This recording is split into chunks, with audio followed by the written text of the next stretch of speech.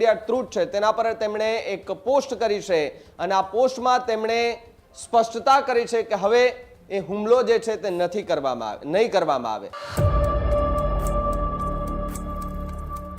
કેટલાય એવા દેશો છે કે જેમની સાથે ડોનાલ્ડ ટ્રમ્પની ચર્ચા થઈ. ચર્ચાની અંદર થોડા સમય માટે આ હુમલાઓ જે છે તે રોકી દેવા માટેની વાત કરવામાં આવી.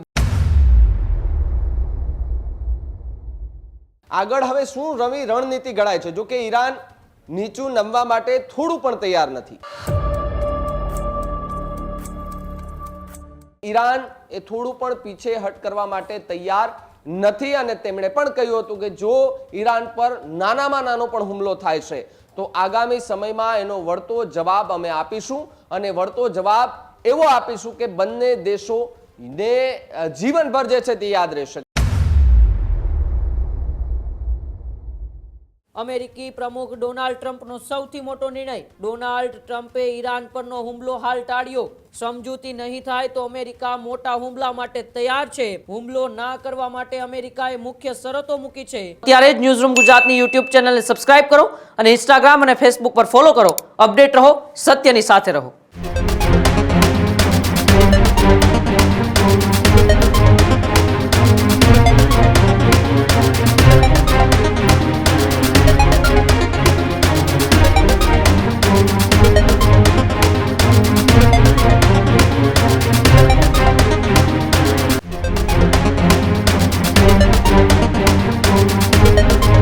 વૈશ્વિક પરિસ્થિતિ વચ્ચે અમેરિકાના પ્રમુખ ડોનાલ્ડ ટ્રમ્પનો સૌથી મોટો નિર્ણય સામે આવ્યો છે.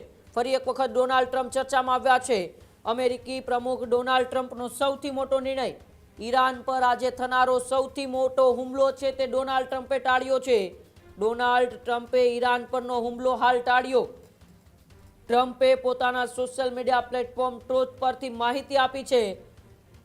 ગલ્ફ દેશોની વિનંતી બાદ ટ્રમ્પે આ નિર્ણય કર્યો છે. સમજૂતી નહીં થાય તો અમેરિકા મોટા હુમલા માટે તૈયાર છે. કતાર, સાઉદી અરેબિયા અને યુએઈના નેતાઓએ વાતચીત માટે સમય માંગ્યો છે. હુમલો ના કરવા માટે અમેરિકાએ મુખ્ય શરતો મૂકી છે. ઈરાન પાસે પરમાણુ હથિયાર નહીં હોય તો જ અમેરિકો હુમલા નહીં કરે.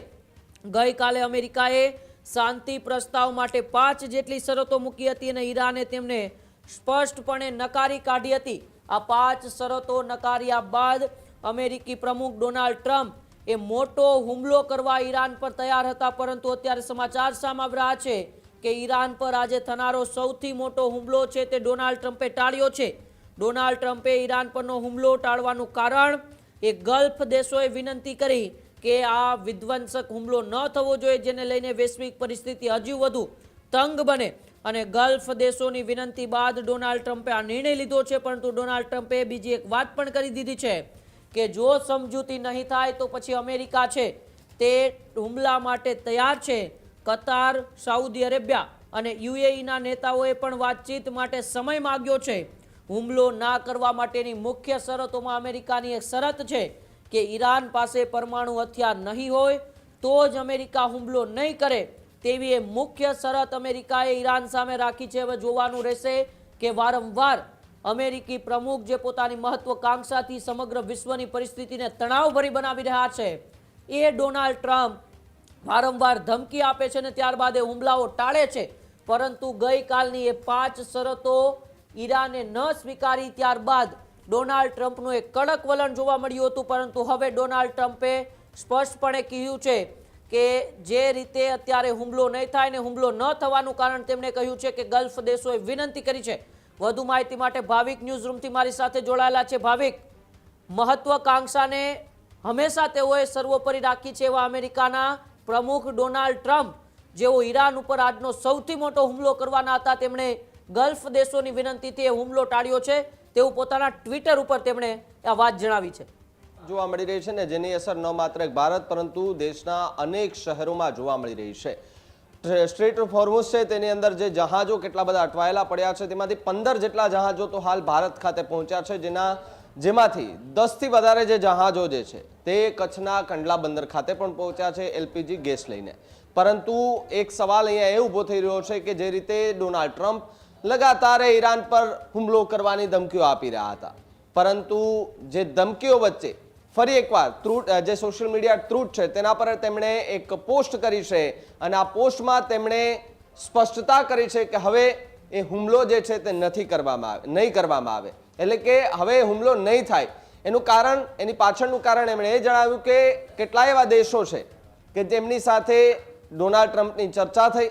ચર્ચાની અંદર થોડા સમય માટે આ હુમલાઓ જે છે તે રોકી દેવા માટેની વાત કરવામાં આવી. જો કે સીઝ ફાયરની પણ વચ્ચે એ ચર્ચાઓ થતી જોવા મળતી હતી. અત્યારે કયા કયા દેશો છે કે જેમની સાથે ડોનાલ્ડ ટ્રમ્પ જે છે તેમની વાત થઈ, તો કતાર, સાઉદી અરેબિયા અને યુએઈ કે જેમના નેતાઓ છે તેમની વચ્ચે એ સમય માંગ્યો છે અને ચર્ચા કરવામાં આવશે. આગળ હવે શું રણનીતિ ઘડાય છે? જો કે ઈરાન નીચું નમવા માટે થોડું પણ તૈયાર નથી. જો યુએસએ અને ઇઝરાયલ છે એ બંને સાથે મળીને એક ઈરાન પર એ સતત લગાતાર વચ્ચે હુમલાઓ કરતું હતું. સામે માત્ર ને માત્ર એક ઈરાન હતું કે જે આ બંને દેશોની સામે લડત લડી રહ્યું હતું. અમેરિકા એક એવો દેશ, ત્યાંના એ ડોનાલ્ડ ટ્રમ્પ, એમની પાસે ખૂબ મોટા પાવરો છે, એ ધારે બધું જ કરી શકે છે, પરંતુ ઈરાનની સામે ક્યાંક ડોનાલ્ડ ટ્રમ્પને પણ નીચું જોવા જેવું થતું હોય તેવું દેખાઈ રહ્યું હતું. કારણ કે સ્ટ્રેટ ઓફ હોર્મુઝ જ્યારથી બંધ કરવામાં આવ્યું છે, જે કહેવાય ને કે ચેન મારી દેવામાં આવી છે, ત્યારથી જ ડોનાલ્ડ ટ્રમ્પ છે તેમની પણ મુશ્કેલીમાં થોડો વધારો થતો જોવા મળ્યો છે અને ઈરાન એ થોડું પણ પીછે હટ કરવા માટે તૈયાર નથી. અને તેમણે પણ કહ્યું હતું કે જો ઈરાન પર નાનામાં નાનો પણ હુમલો થાય છે તો આગામી સમયમાં એનો વળતો જવાબ અમે આપીશું અને વળતો જવાબ એવો આપીશું કે બંને દેશોને જીવનભર જે છે તે યાદ રહેશે. કારણ કે ઈરાન પાસે એ સૈન્ય મજબૂત છે, એમની પાસે ઇક્વિપમેન્ટ એટલા છે કે જે ડ્રોનથી પણ આપણે વચ્ચે જોયું હતું કે દુબઈના કેટલાક વિસ્તારોની અંદર ડ્રોન હુમલા કરવામાં આવ્યા.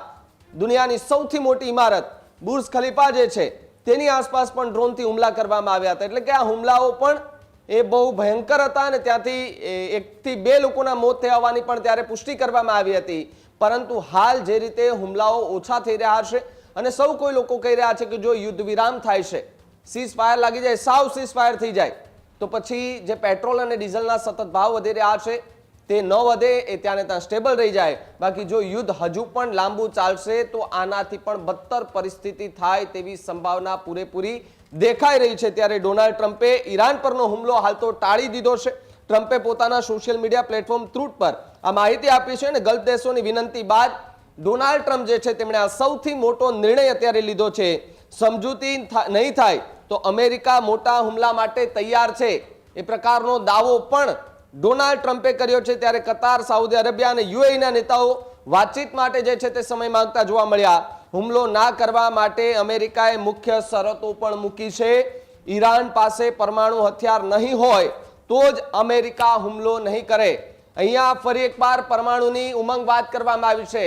લગાતાર આપણે જોયું છે છેલ્લા 3 મહિનાથી કે ઈરાન પરમાણુની ધમકી આપી રહ્યું છે કે જો ડોનાલ્ડ ટ્રમ્પ અથવા તો ઇઝરાયલ, ત્યાંનું જે સૈન્ય છે એ શાંત નહીં પડે, ઈરાનને જો ખતમ કરવાના સપનાઓ જોઈ રહ્યા હોય તો અમારી પાસે પણ પરમાણુ શસ્ત્ર છે, છેલ્લે જરૂર પડશે તો અમે પરમાણુ શસ્ત્ર કાઢીશું અને બંને દેશો સામે હુમલા કરીને અમે જીત મેળવીશું. પરંતુ ડોનાલ્ડ ટ્રમ્પનું કહેવું છે કે અમારી પાસે પણ એટલી સૈન્ય છે, અમારી પાસે પણ એટલા હથિયારો છે કે માત્ર 2 દિવસમાં, આમ તો 24 કલાકની અંદર આખા ઈરાનને સાફ કરી દઈશું. જ્યારે ઓઇલ ટેન્ક પર હુમલો કરવામાં આવ્યો ત્યારે ઈરાનને ખૂબ મોટું નુકસાન થયું હતું અને આ ઈરાન જે છે તે પણ અત્યારે ક્યાંક ને ક્યાંક એ હુમલો કરવાની ફિરાતમાં હોય, ન નમવાની ફિરાતમાં હોય અને ડોનાલ્ડ ટ્રમ્પે જે હુમલો ટાળ્યો છે તેના થકી ઈરાનને ખૂબ મોટો ફાયદો થઈ શકે તેવું પણ હાલ કહેવાય રહ્યું છે. ઉમંગ જી બિલકુલ, આભાર ભાવિક અમારી સાથે જોડાવા બદલ અને માહિતી બદલ. હજુ સુધી તમે અમારી ચેનલને સબસ્ક્રાઇબ નથી કરી તો અત્યારે જ ન્યૂઝરૂમ ગુજરાતને સબસ્ક્રાઇબ કરો,